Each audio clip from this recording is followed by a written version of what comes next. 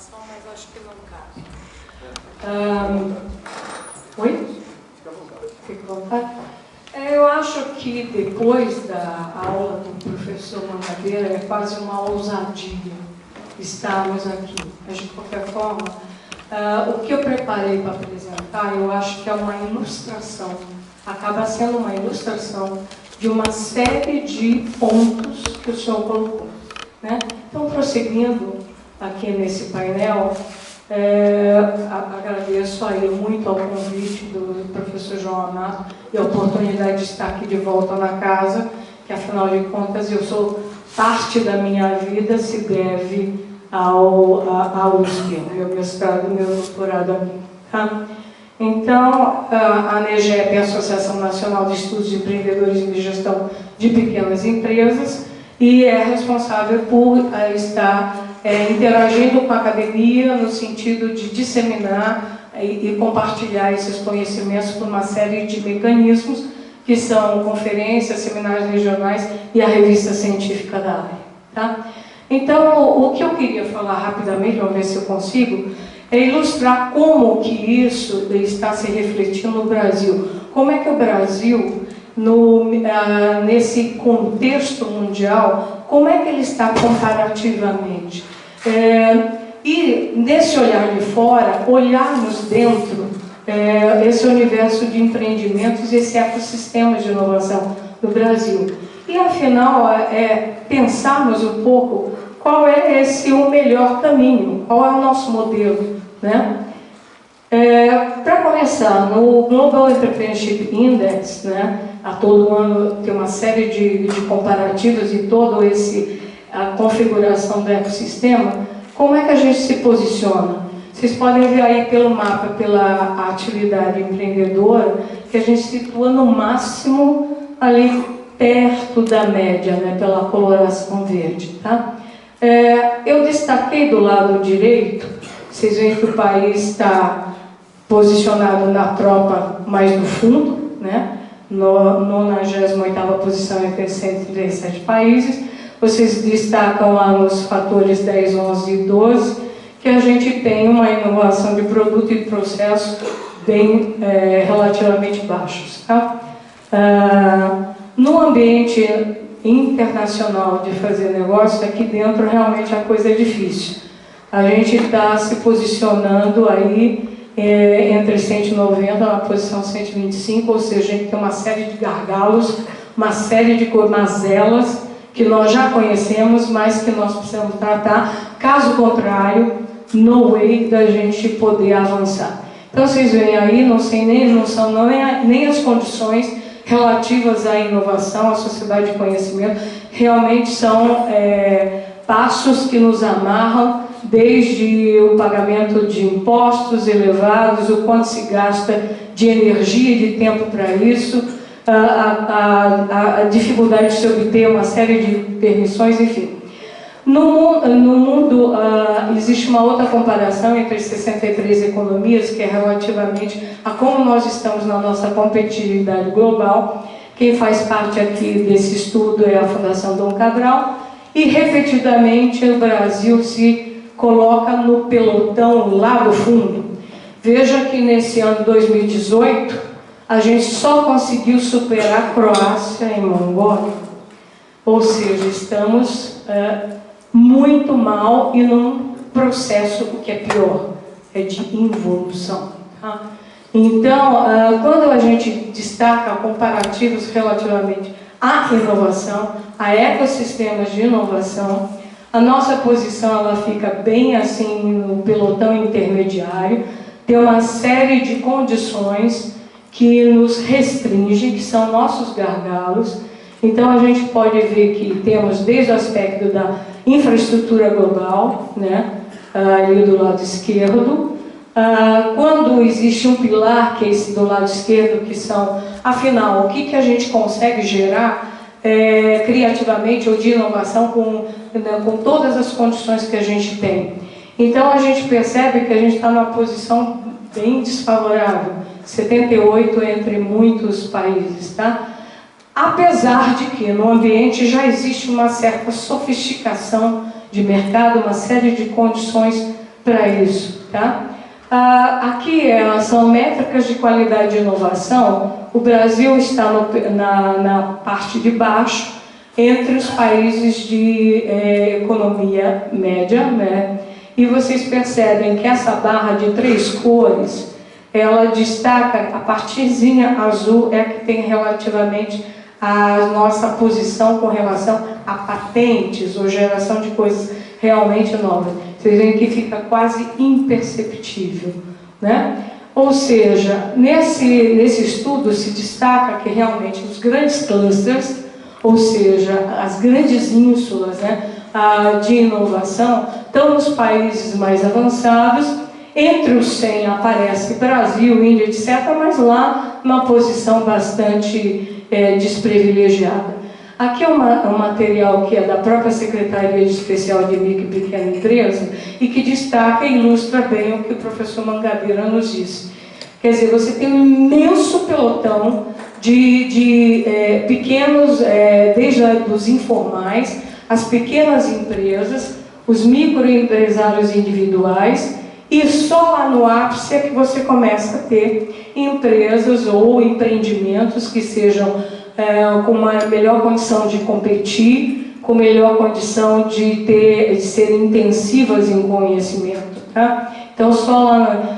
Como é que você precisaria para fazer com que esse universo gigante, né, que são milhões e milhões de pequenos empresários, etc., para canalizar essa energia produtiva e inovadora? Uma série de inputs precisam ser dados.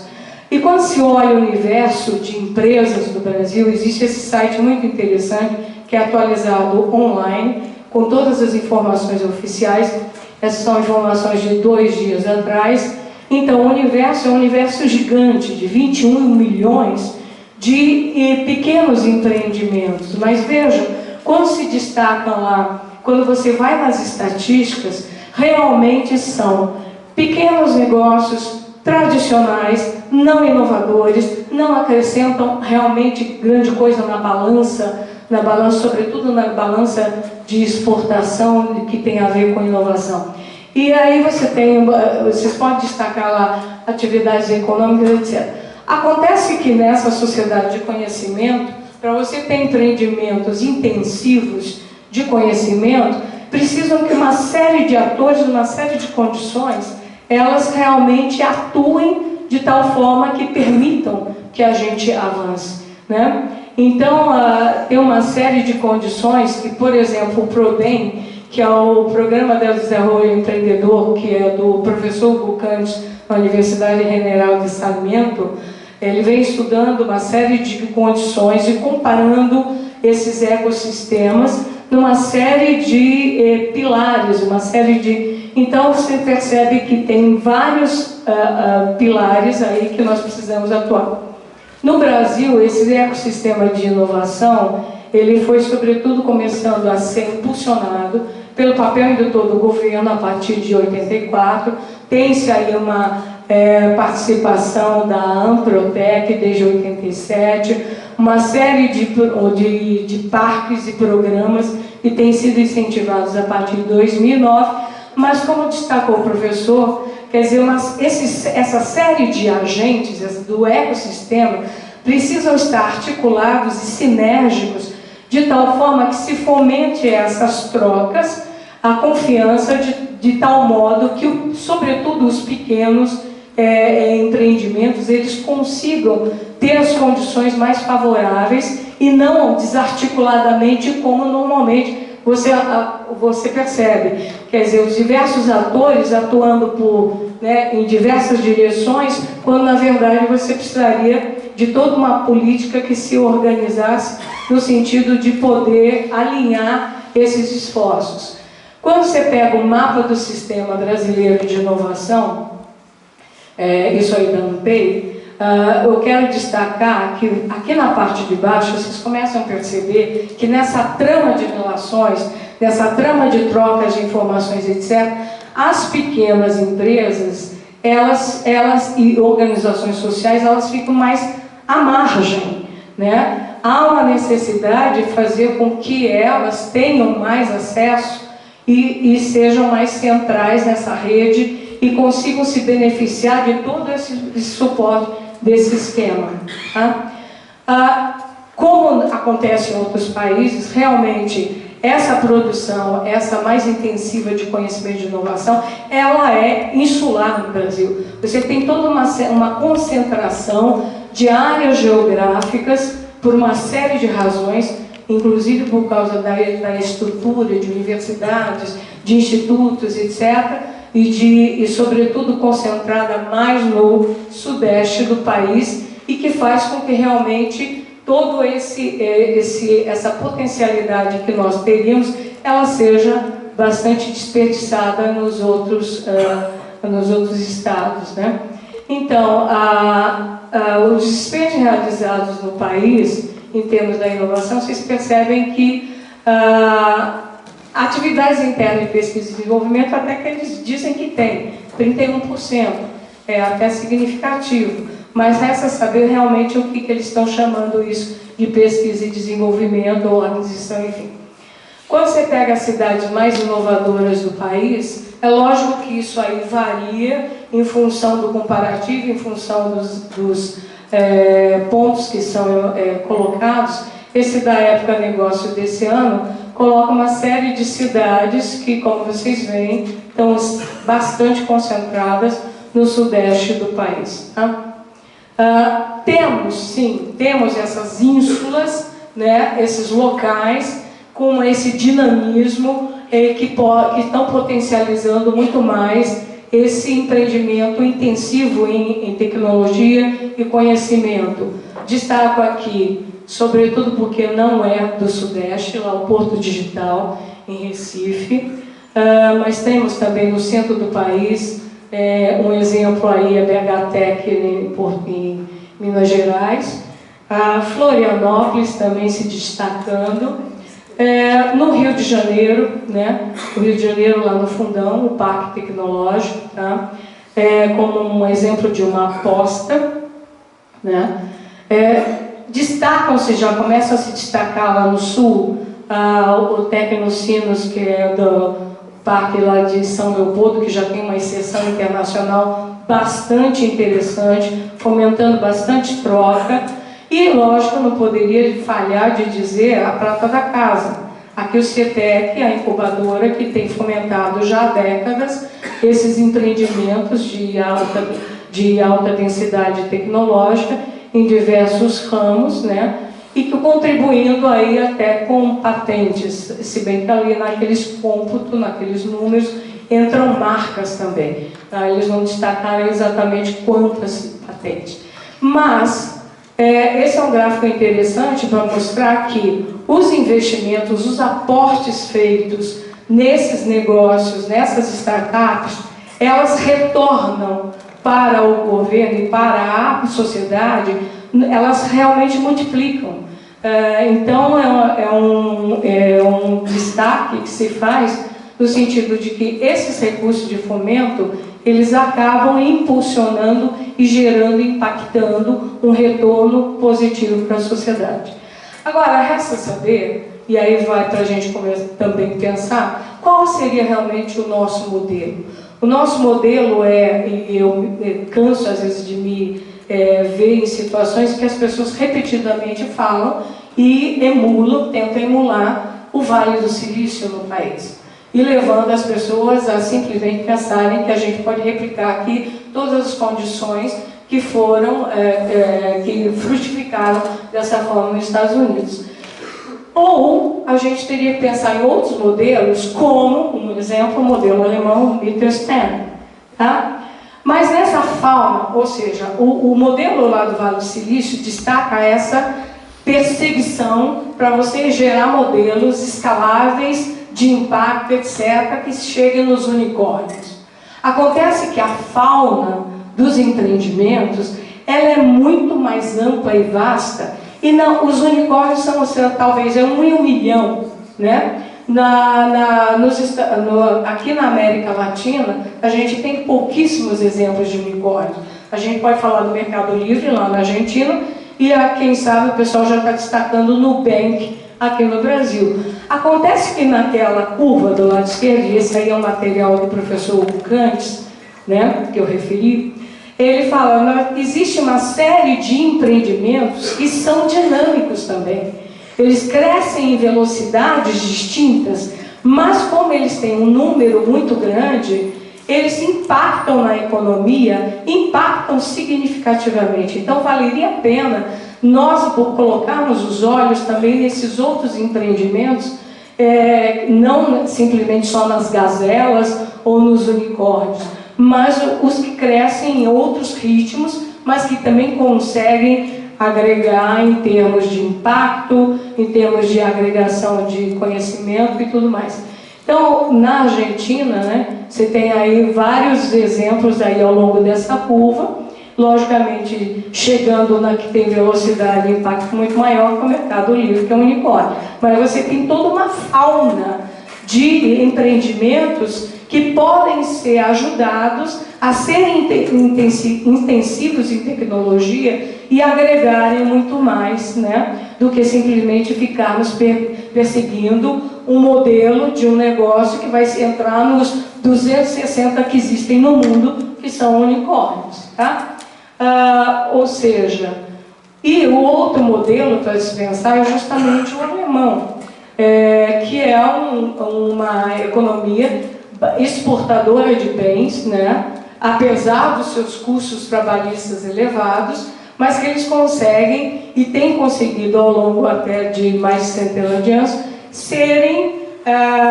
se destacarem na agregação de inovação nos seus produtos e na qualidade dos seus produtos. Ou seja, seria interessante nós examinarmos mais esse modelo e como é que eles conseguem fazer com que se estimule as empresas a terem essa visão mais internacional, a esse posicionamento mais internacional, conseguirem competir e conseguirem impactar na balança de exportações.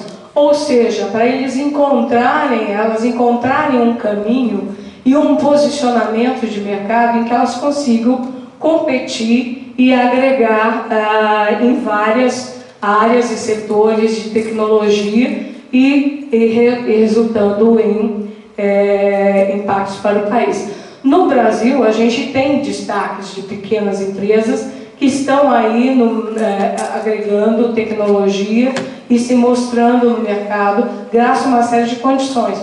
Lá de São José dos Campos, da minha cidade, no Parque Tecnológico, mas aí você vai ver a trajetória do empreendedor, ele vem lá do ITA, na incubadora do ITA, está no Parque Tecnológico, está aí no negócio de Flight Technologies. Ou seja, dadas as condições de impulsionamento, a gente consegue agregar, mas isso ainda é em ponto pequeno. Itajubá, essa empresa, eu acabei vendo o nascedouro dela simplesmente no Startup Weekend, na Unifei. E ela tem se destacado aí no mercado já nacional, nessa transformação digital, nessa agregação de conhecimento no campo, em ajudar. Mas o Brasil tem uma série de competências tecnológicas que podem e devem ser melhor exploradas. Logicamente que aqui são apenas alguns exemplos. Além aí da manufatura aeronáutica, você vai falar desde engenharia submarina e vem uma série de empresas até que têm se dedicado por conta de resolverem problemas de petróleo e gás para Petrobras e outros. Mas a gente tem eletrônica embarcada e outros. Mas o recado que eu queria dizer é o seguinte: há muita necessidade de nós mudarmos, de nós inovarmos, rompermos essa insularidade, como diz o professor Mangabeira, e a condição sine qua non para isso é realmente toda uma transformação da educação nas competências, né, as competências mais avançadas, que empoderam, que fazem com que a pessoa seja realmente um agente. Porque no quadro internacional, pena que esse instrumento já não existe mais, que era o deficitômetro. O deficitômetro tecnológico, ele atualizava em tempo real com os dados que se tinham na nossa pauta de importação e de exportação, dividindo em setores por agregação de intensidade tecnológica, e que continuamente estava sinalizando, e sinaliza, a gente continua, né, nessa trajetória, de que nós somos altamente deficitários em exportação de produtos e serviços com intensidade pelo menos mediana e alta intensidade, né? Então, a força é muito grande e a gente continua, então, tendo que produzir commodities para pagar uma série de coisas importadas que tenham uma intensidade tecnológica agregada.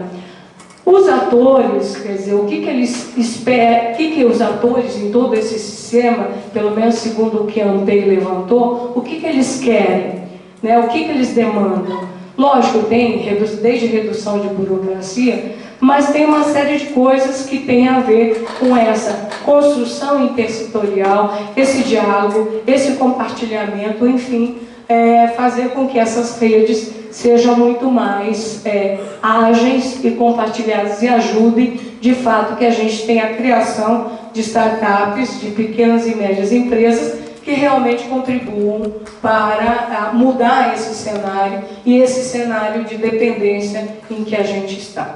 Tá? Então, eram essas as minhas modestas contribuições depois da aula magna do professor.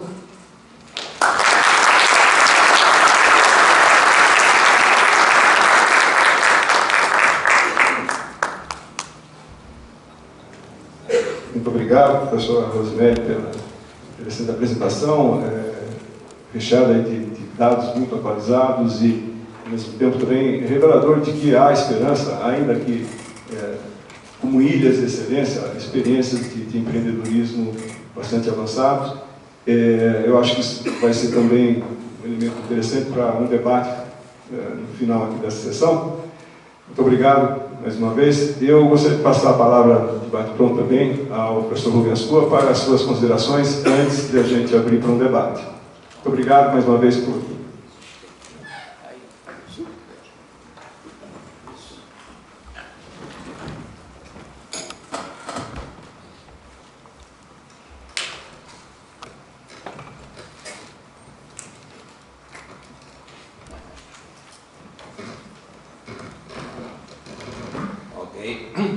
Thank you, Professor João. I was invited to make the presentation in English.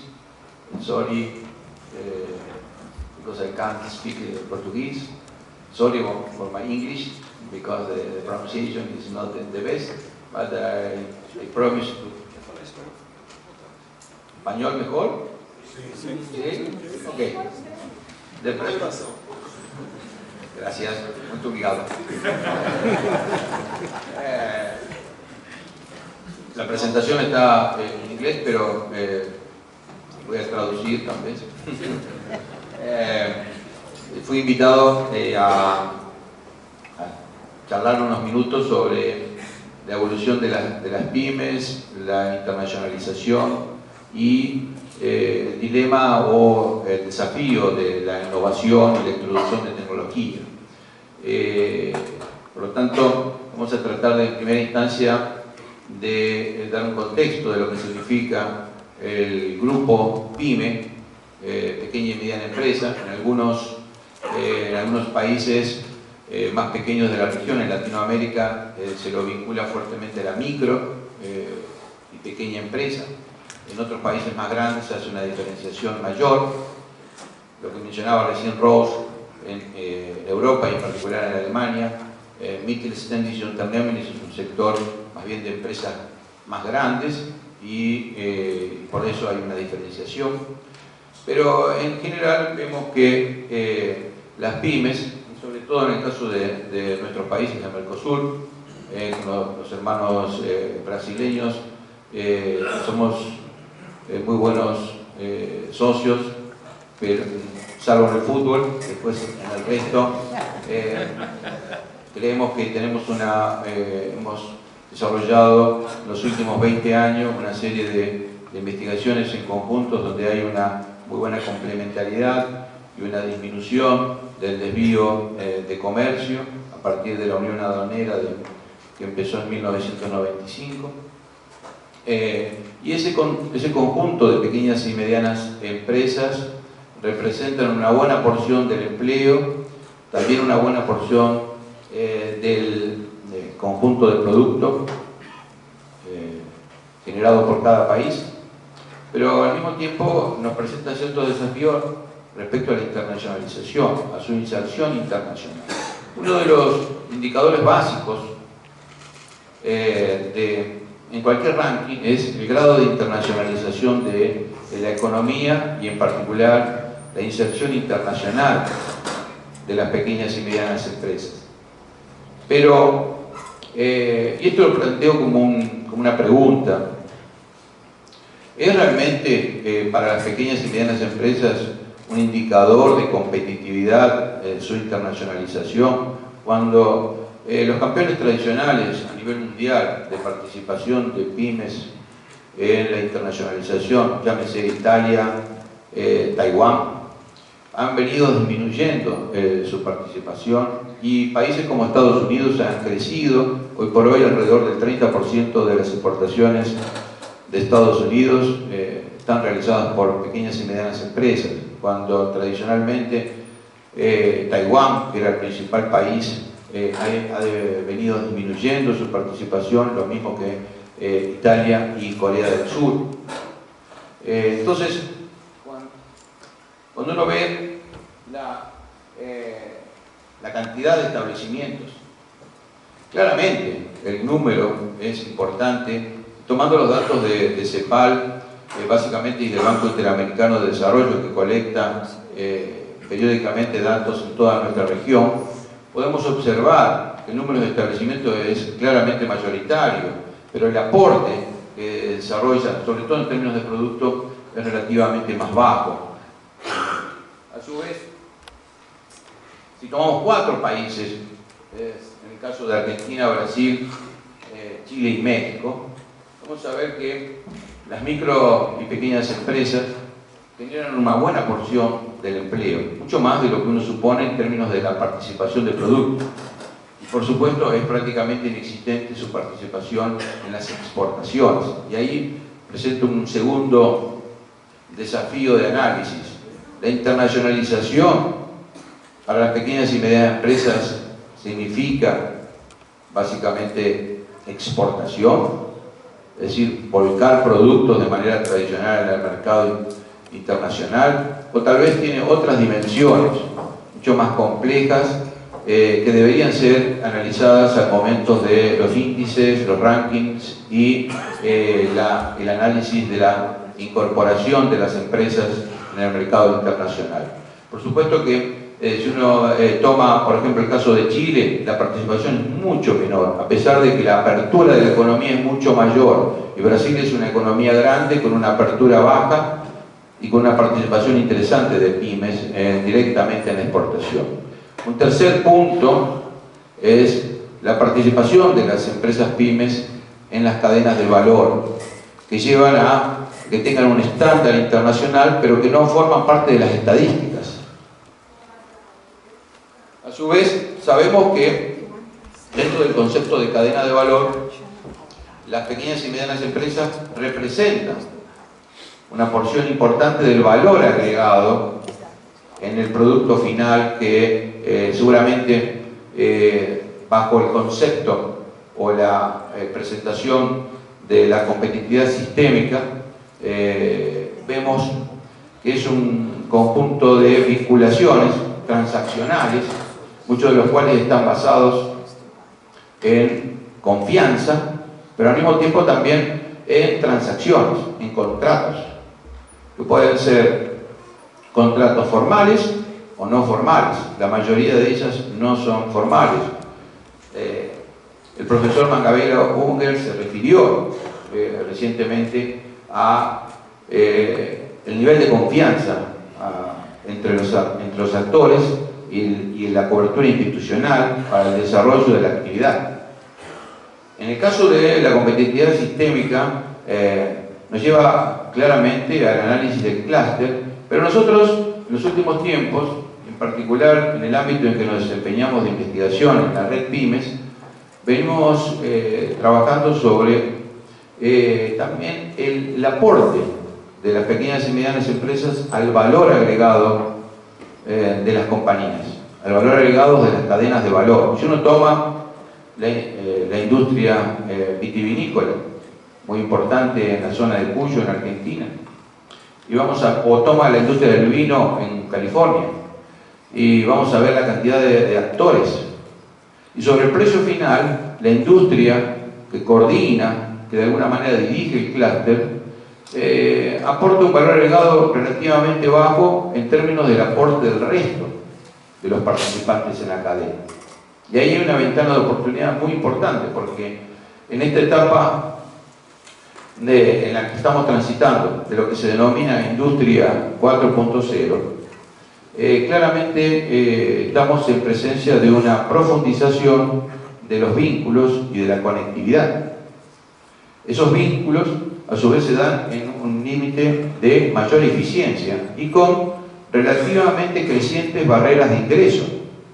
En el pasado imaginábamos que cumpliendo ciertos requisitos y con precios más bajos se podía ingresar al mercado a partir de la vinculación entre oferta y demanda, típica teoría neoclásica, pero con posterioridad nos dimos cuenta de que, sobre todo a partir de la presentación de Ronald Coase en los años 30, de la existencia de fallas en las vinculaciones para profundizar las transacciones económicas.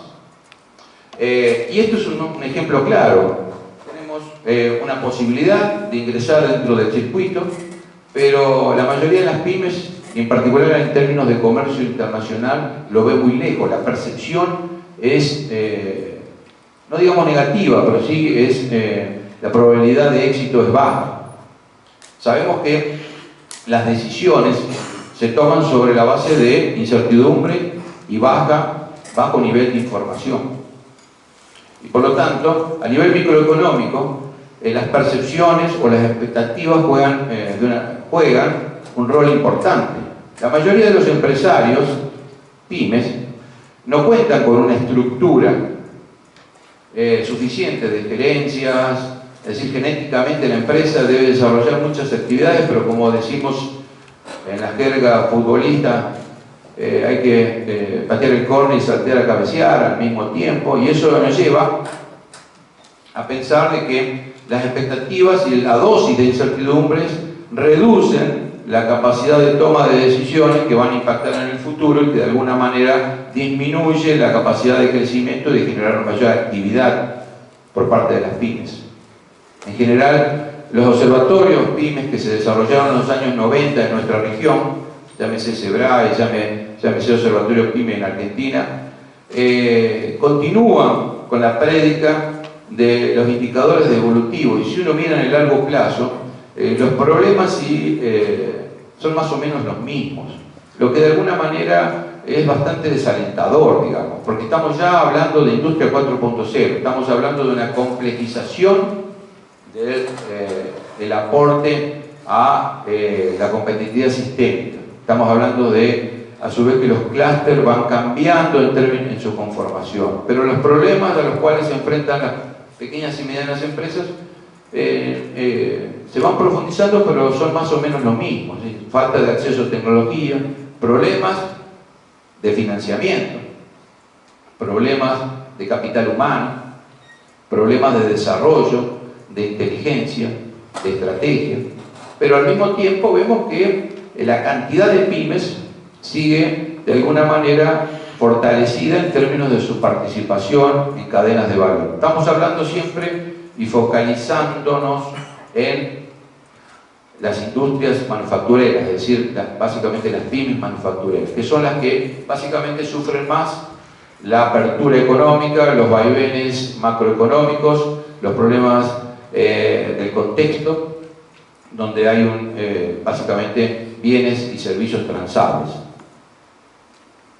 Por supuesto que cuando hablamos de mejora de competitividad, de introducción de innovaciones, de incorporación en el mercado internacional, se requiere una dosis creciente ¿de qué?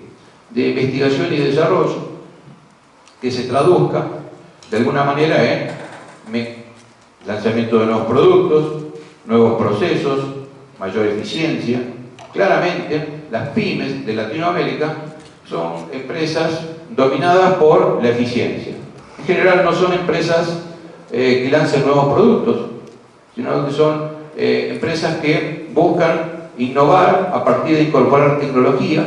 Este déficit que mencionaba recién Rose en el caso de Brasil de las importaciones y exportaciones de bienes con conocimiento y equipo se da claramente en toda la región de Latinoamérica, pero no es tan preocupante esto como cómo captamos la capacidad innovativa de las empresas pymes, porque en general, por diversas circunstancias, creo que en Brasil como en Argentina y el resto de Latinoamérica, hay una cuestión también de que la información es bastante difusa o opaca. Es decir, no podemos, como las grandes corporaciones, tener información de cuánto se gasta en R&D. Claramente hay esfuerzos innovativos por parte de las pymes. Pero ¿qué de la utilización del software libre, por ejemplo? Que es un caso que nosotros también estamos estudiando en nuestra universidad, en donde es imposible tomar como gasto algo que no se paga. Y es un nuevo modelo que permite que muchas empresas pymes puedan acceder a software, a incorporación de lo que denominamos TIC, es decir, tecnología de la informática y comunicación, pero que no aparecen registrados en el balance anual y que genera un beneficio importante en términos de la capacidad competitiva de la empresa. ¿Qué decir de los esfuerzos de incorporación de tecnología y conocimiento a partir de un proceso de aprendizaje que se nutre de la interacción, que se nutre del networking, que se nutre del uso y, ¿por qué no, de la copia? Por supuesto, si uno ve lo que ha sucedido en la incorporación de tecnología en las últimas 2 décadas, vemos que en los años 90 hubo todo un impacto de incorporación de buenas prácticas de manufactura, de relacionamiento y aseguramiento como proveedor de cadenas de valor, de cambios en lo que se denomina Industrial Organization, es decir, al interior de la firma. Siempre dentro de ese, podríamos utilizar la palabra del profesor Unger de confinamiento, pero dentro de la fábrica. Y hoy estamos pensando que tal vez la fábrica, ese emblema del capitalismo de la revolución industrial, desaparezca en pocos años. Entonces, si uno ve también, por ejemplo, qué sucede dentro del conjunto de vinculaciones y la productividad en distintos países. Sabemos que para ser competitivo es necesario que el grupo que forma parte de la cadena de valor sea competitivo. No estamos hablando simplemente de las empresas más grandes que dominan la cadena, sino de las empresas que participan de la misma. Y tenemos muchos ejemplos donde vemos que, por ejemplo, en nuestra zona, en Rafaela, es una zona muy importante de la industria láctea, es decir, se hacen muchos productos lácteos con mucha inserción internacional. Se dice que es la cuenca más importante de toda América del Sur. Y vemos que si uno toma algo muy sencillo como es un queso, la industria solamente genera alrededor del 50% del valor agregado, alrededor del 40% del valor agregado en sus propias fronteras, y el 60% está generado por otros participantes en la mayoría de esas pymes. ¿Cómo es posible que sea competitiva esa industria si el 60% no está dominado de alguna manera por la misma dinámica? Si uno compara, por ejemplo, el caso de Brasil, no es mucho mejor que el resto de los países. La diferencia de productividad entre las pequeñas empresas y las grandes empresas es sustantiva, es grande. Por ejemplo, en el caso de Brasil estamos hablando de 60 puntos, en el caso de Argentina 57, pero eso si lo contrastamos con el caso de Alemania, que es lo que mencionábamos recién de este sistema, el Mittelständische System, vemos que la diferencia de productividad entre las medias empresas y las grandes empresas es relativamente baja. Y eso teniendo en cuenta que la dosis de capital incorporada dentro de las empresas pymes es mucho más baja que la de las empresas grandes, lo que de alguna manera hace que la productividad del capital tiene que ser más alto, de lo contrario no es posible que la productividad total sea similar. Ahora bien, y eso no teniendo en cuenta las asimetrías de los costos del acceso a financiamiento, y sin tener en cuenta los costos de oportunidad de no haber podido desarrollar más incorporación de tecnología por las barreras de acceso al financiamiento. Entonces, acá te presentamos un pequeño gráfico de un círculo vicioso de cómo no las empresas pymes no llegan más al sistema internacional. Claramente tenemos un círculo en que, bueno, hay dificultades, la percepción para tomar decisiones y volver a la micro, es decir, tomar decisiones para invertir, se hacen difíciles, la incertidumbre es grande y por lo tanto se sigue en el círculo vicioso del mercado doméstico, aun cuando, depende de los momentos macroeconómicos y de la política, puede abrirse o no abrirse la economía a la competencia internacional. Voy a saltar lo de financiamiento para no extenderme demasiado, pero claramente el financiamiento sigue siendo uno de los temas clave para la incorporación de tecnología y de innovaciones. Encima, teniendo en cuenta que la innovación en sí misma tiene una dosis más elevada de riesgo que la propia actividad. Y claramente los financistas no están muy propensos a afectar capital a bajo costo cuando la incertidumbre es mayor. Simplemente 6-7 puntos más importantes de dificultades que se enfrentan las empresas pymes y obviamente que no es menor la participación de los costos de transacción, esta falta de confianza entre los actores. Ahora bien, dentro de este sistema me animo a presentar esto del enfoque de los loros, de los papagayos. Es decir, ¿qué significa? ¿Qué hace un loro normalmente? Normalmente un loro puede aprender a hablar y repite lo que escucha de sus dueños o de la familia o del lugar donde está. Hace un tiempo salió un artículo tomando casos de loros muy conocidos, muy lindos y muy rentables, con impacto tanto en el formato de la remuneración de los gerentes, de los CEOs o de los propios partícipes de la empresa PYME y en términos de su evolución. Es decir, loros lindos porque esos casos nos muestran desde el inicio de McDonald's, pasando por Victoria's Secret a nivel internacional, las controversias entre el modelo Shenzhen chino y Samsung, la inversión que hace Samsung para recuperar parte de lo que se le copia, la controversia entre Apple y Samsung, al mismo tiempo la cantidad de empresas que adaptan conocimiento. Una de las discusiones que tuvimos ayer acá en esta casa, precisamente hacía referencia a cómo se capta conocimiento. ¿Cuántas patentes generan las pequeñas y medianas empresas en nuestros países? Muy pocas. ¿Cuántas patentes generan las pequeñas y medianas empresas en países más desarrollados como Estados Unidos y Alemania? Muy pocas.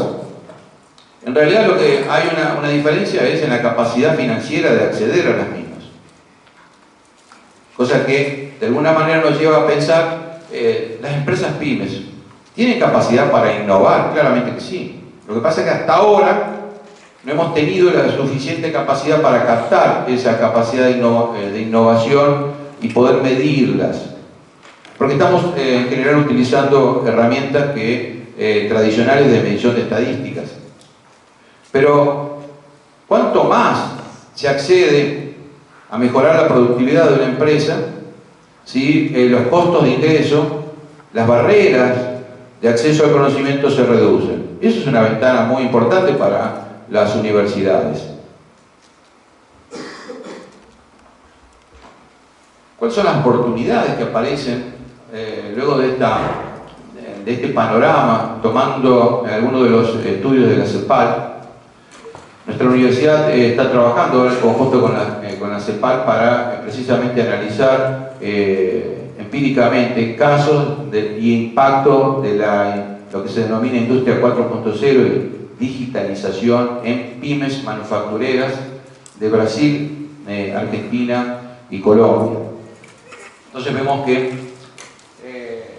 ese combustible de vinculación entre nuevos jugadores, entre jugadores ya estables que pueden incorporar innovaciones, conocimiento y las universidades es una ventana de oportunidad muy importante que a su vez nos lleva a la pregunta: ¿pueden ser los investigadores de universidad emprendedores? Es decir, hay bastantes modelos en donde se discute si el emprendedor nace o se hace. Y uno puede pensar, bueno, tomando nuevamente el caso de fútbol, a Neymar porque es una estrella, o en su momento fue Pelé, claramente porque tenía condiciones, pero también había todo un contexto favorable para que se desarrollara. Sin embargo, en el caso de los emprendedores parecería como que en los últimos años se ha descubierto la posibilidad de entrenar. Pero la cuestión es mucho más compleja que simplemente entrenar. Y a su vez más compleja en términos de vincularse dentro de generaciones sustentables de emprendimientos. Pero la pregunta nuevamente es: ¿son nuestros profesores, nuestros investigadores, nuestros docentes, pueden ser, aparte de investigadores, docentes, profesores, ser también emprendedores? ¿O se le está pidiendo demasiado en cuanto a en contra de la especialización? Bueno, el caso chino es bastante interesante. Nosotros hemos participado en su momento de algunos estudios de casos donde vemos que aparte de la política nacional de innovación y de desarrollo tecnológico, las empresas desarrollaron sus propios medios de adaptación. Eso es un aprendizaje interesante para nuestras propias empresas.